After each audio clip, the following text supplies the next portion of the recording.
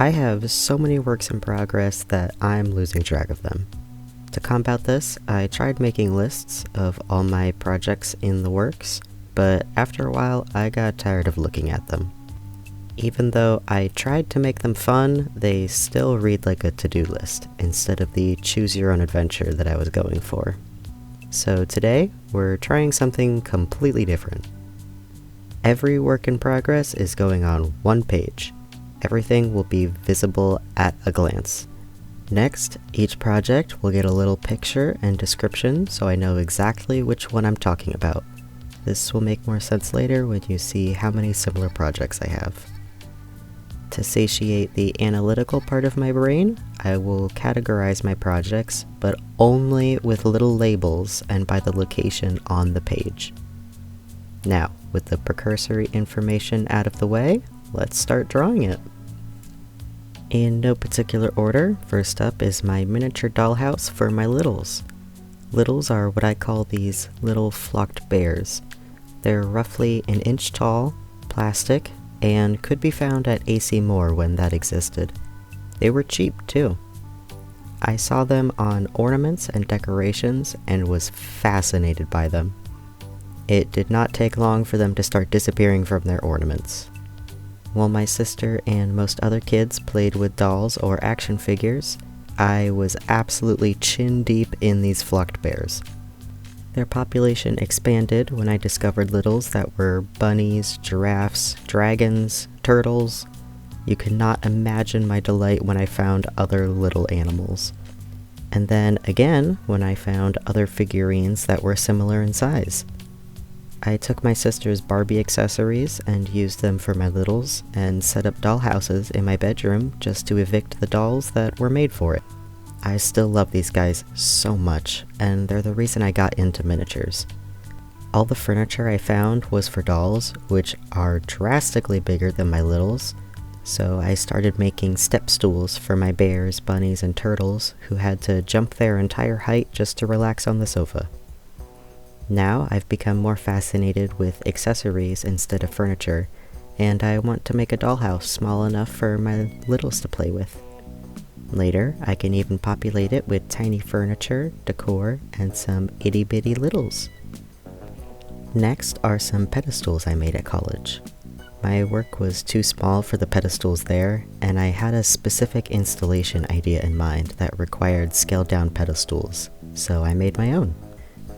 Something small enough for these pedestals are the clown and wizard Furbies I'm making.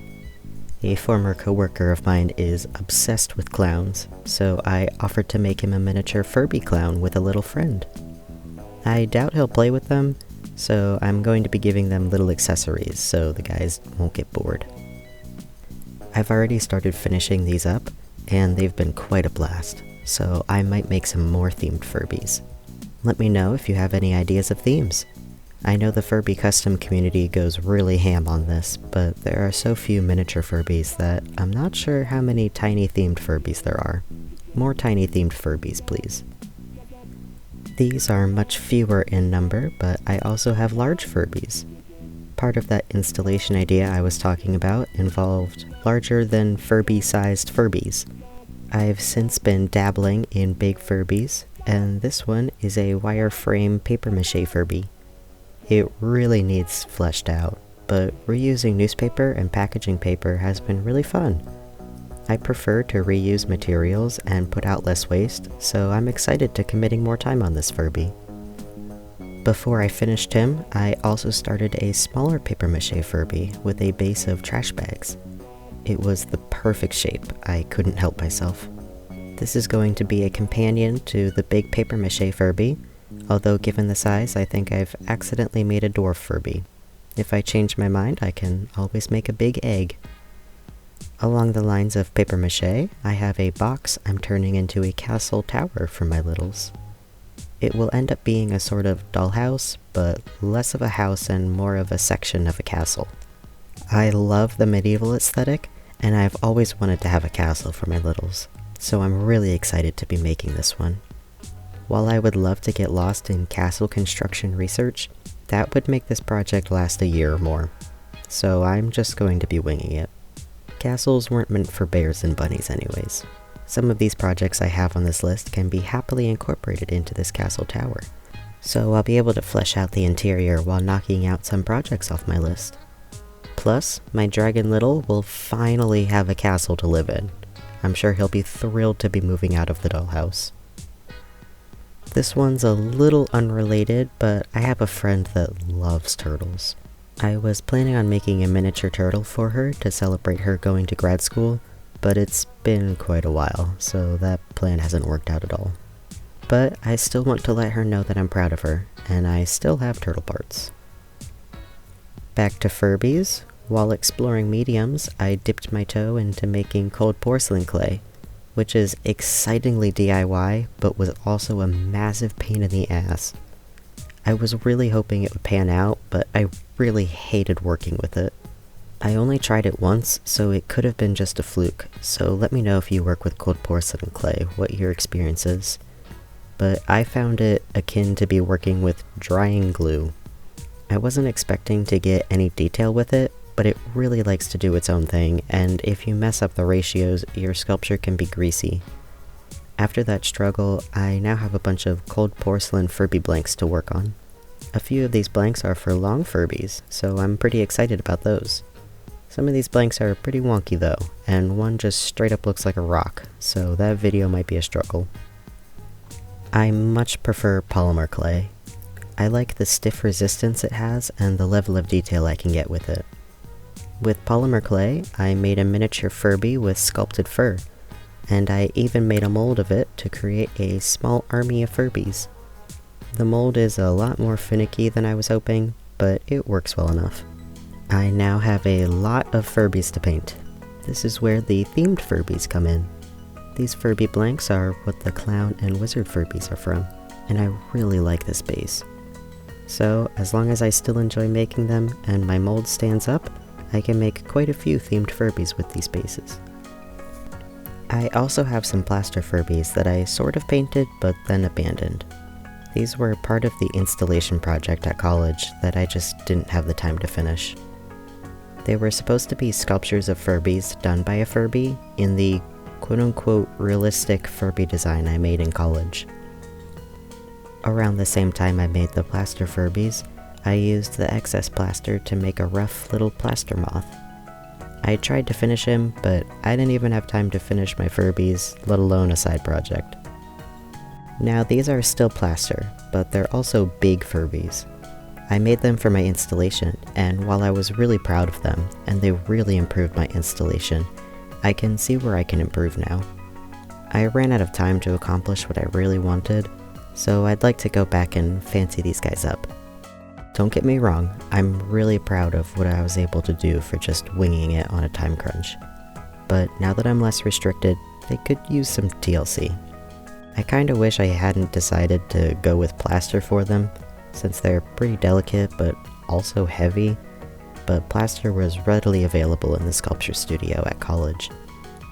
Now, other than Furbies, I'm also obsessed with guinea pigs, so I've got a tiny guinea pig I have to finish up. He's almost completely sculpted, just mostly needs some paint.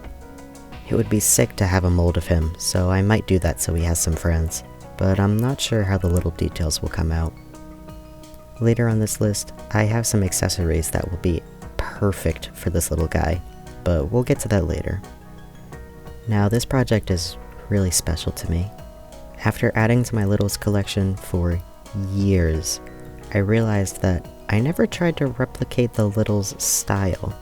So I made a cat, dog, hamster, crocodile, and duck. I tried to make molds of them, but I think I just want these guys to be unique. In the molding process, some of them had details break off, so I have to glue those back on, finish painting them, and maybe flock them. I'm really scared to flock them because the last time I tried, it covered up the entire shape of the figurine. But it would be more true to the Little style, so I think I might just have to go for it and really commit. Now for all these tiny things, I need a pedestal that you can't trip over. I have the miniature pedestals, but those were for displaying art for the Furbies.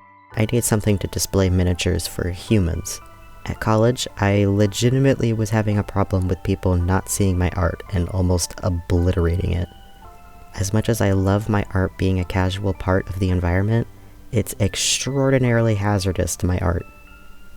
I made a dollhouse pedestal hybrid at college that I never finished, but it's not squared, so the sides lean in oddly. I need to rebuild it and jazz it up before I can use it. You can see it has a weird cutout on the second floor, and that's because I was planning on having stairs, but now I'm not sure if that's the ideal location for stairs. I also have to figure out if I want removable clear plastic to protect the current scene inside. This project is a little big for my littles, but I started it before I had a clear direction as to why I was creating. This is a miniature chest from Skyrim made out of cardboard. I was trying to bridge the gap between my inability to stop playing this game and making art, and this did help me get thinking. This was going to be one of my first videos, but I hated how it was turning out. It's still a cute little chest though, and it would be nice to finish. From a former video I actually finished, I have a ton of small papers left over from my miniature bookmaking project. I also made a miniature book before that video that I have scraps from. With these, I'd like to build up my tiny artist's book collection, and even add to my cardboard castle with some scrolls or maps. Back to paper mache, on a whim, I started a tiny frog. Just like the plaster moth from college, this is still a cute idea, and I want to finish it. This one is also on a whim, but as a preteen, I was obsessed with spiderwick, and I really wanted a seeing stone so I could see fairies. I found a large bead that reminded me of the seeing stone in the series, although now that I think about it, I think in my head I combined the seeing stones from Spiderwick and Coraline. Regardless, I would like to finally make my own seeing stone. Now that I'm thinking about it though, using an actual gem or rock would be super cool. I might end up switching the bead for a gem if I can find one in the size that I need. Going back to my cardboard castle tower project, I started some miniature bottles initially for little pump bottles of soap. Now I'm thinking they would be way cooler as potions for a little alchemist station in the castle tower. This project I would love to say is for my Furbies, but I'm going to be honest. I just fucking love eggs. Every time I see miniature eggs, I want to buy them. I've made miniature eggs so many times in various sizes. These will probably end up being Furby eggs, but it doesn't even matter. I'll just be happy to have finished eggs in my collection. Transitioning from eggs to birds, I have this odd bird shape that I made years ago. When I was young, I didn't know how to use kneaded erasers, so I treated them like non-hardening clay. I played around until I eventually made this vague seagull shape. Then they all just became this seagull shape. I miss my small army of seagull erasers, so I thought it would be nice to make a more fine art version of my shitty seagull design. This project is just a polymer clay slug, but very small. He's really delicate, and I stopped working on it because I was having trouble with the fine details being so delicate. I still really want him though. Even tinier than the slug are these two cats I started. I grew up reading warrior cats, and when I found the online art community for it, that became my art personality for years. I got into art for creature design and ended up stuck in warrior cats purgatory for like a decade. While I'm not invested in the community or story anymore, I still get the urge to design some cat characters. In addition, I also have a larger, also unfinished cat. I've made a cat sculpture about this size before, but when I flocked it, it ended up obscuring the entire figure. This time, I hope to be able to shave the fur down more, and maybe even get a coat pattern on there. I also attempted my smallest Furby yet. My goal was to create an even smaller version of my favorite blank. While I do think the aim for recreating photorealism is not the path for me, I do still like creating detail, and I think exercises in this are beneficial. During my first attempt at making art videos, I wanted to make a gumball-like machine that released a cookie when you pressed a button. A real-life cookie clicker. One problem. This requires a shit ton of cookies. I didn't even finish the cookie part before I realized I was unprepared for the scope of this. I haven't even scratched the surface of the type of cookies in Cookie Clicker either. This sculpture project, admittedly, I don't really know what to do with. I started this crocodile when I was younger, so it is not in the shape of a crocodile. I tried adding to him to make him a weird creature, but I left the polymer clay sit without baking it, and it just got cracked and weird. I have no idea what direction to take this in. While furniture making is unfortunately not my passion, I want it to be. I tried making a miniature cabinet/bookcase, and I got so far as measurements and cutting wood. Honestly, finding straight popsicle sticks was terrible. So I might just go for cardboard on this. It's not like it's going to be bearing much weight anyways. Plus, I could figure out how to design a wood texture and lay some miniature wood veneer. Instead of furniture, I much prefer making little accessories for my littles.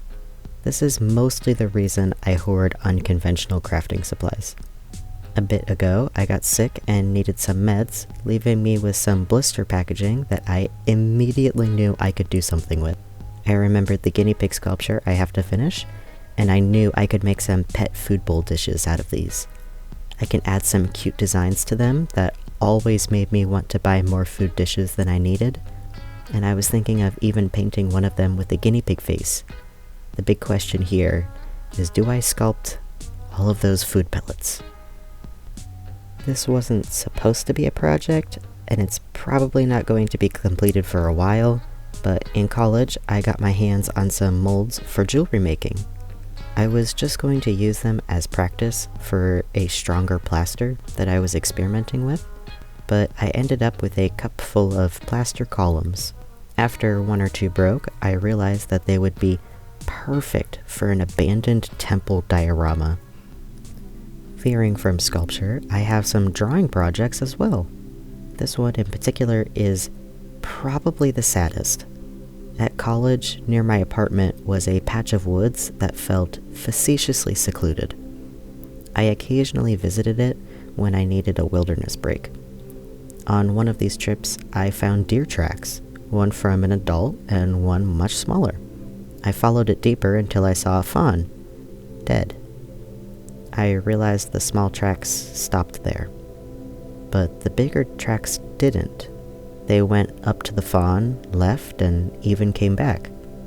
Ever since then, I've wanted to make a piece about this deer funeral I stumbled across.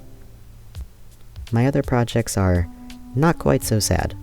This one is about inclusivity, a new toy being welcomed by the old ones, an older generation embracing the new. It is based on my childhood backyard and the fence next door. I never saw what they were doing in their backyard, but I could hear that they were having fun. I always wondered what was on the other side.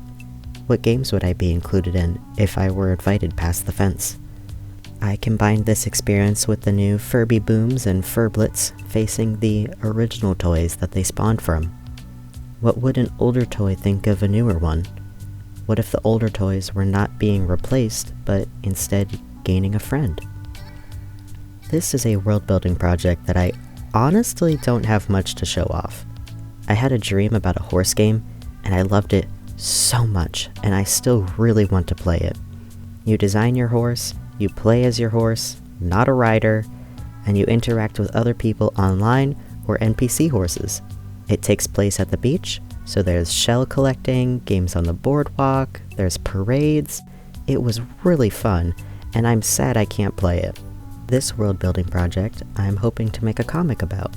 It's also a video game, and you travel through gates to complete puzzle quests. It's way harder to explain, and I'm still trying to pin the mood and details down. Before I finish up with my last world-building project, I have one last miniature project. I prefer to get my art supplies from Dick Blick, and so they sent me a catalog of what they sell. One of their items was a poster with a bunch of famous paintings on it. When cut out, They're perfectly sized for framed pictures or paintings for my littles, so I cut out some of my favorites. This should be a shorter video. I just need to frame them and maybe add some Mod Podge to make a few look like paintings. But I don't have pictures or paintings for my littles yet, so this project is exciting. This last project is the one I'm most hesitant about. For a while, I was obsessed with a web-based game called Wolfden, and I was tracking everything in that game. I was hoping to make my obsessive notes add up to a larger project, but I'm having a really hard time incorporating it into anything that's not strictly Wolfden themed. After recording, I found even more projects I forgot about. I've been adding more and more to this page, and I'll use it as my roadmap when I need some direction. Let me know how you keep track of your projects and how many works in progress you have. Next time you see me, I'll have an update on which projects from this page I'm working on. Until then, thanks for watching.